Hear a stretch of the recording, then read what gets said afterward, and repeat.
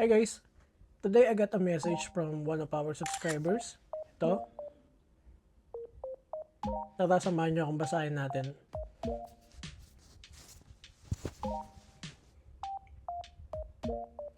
Thank you for your heartfelt and honest message, Wilmar. Unang-una, saludo ako sa iyo for having the courage to shift careers, especially galing ka sa teaching.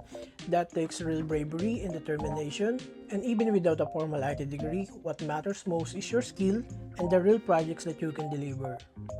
I can see that you've come a long way, and it's great to know that you're taking the time to learn the fundamentals of programming.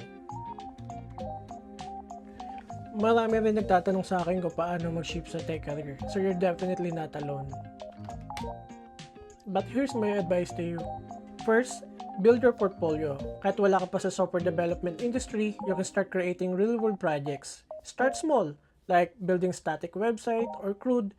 These projects will help build your portfolio and your confidence. Use AI. Along the way, you will encounter roadblocks, but that's normal. Use AI tools to solve the problems faster.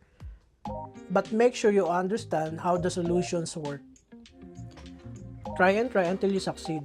Apply for jobs even if you don't meet the requirements or qualifications. Many companies value attitude, willingness to learn, and drive to grow. Offer your skill.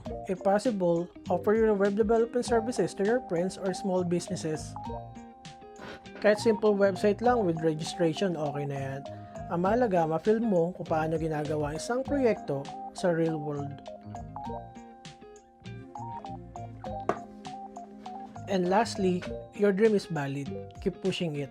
Kahit gaano pa kahirap sa simula, your consistency and determination will carry you forward. Basta tandaan mo, walang edad sa pag-abot ng pangarap. Just keep praying, building, and keep moving forward.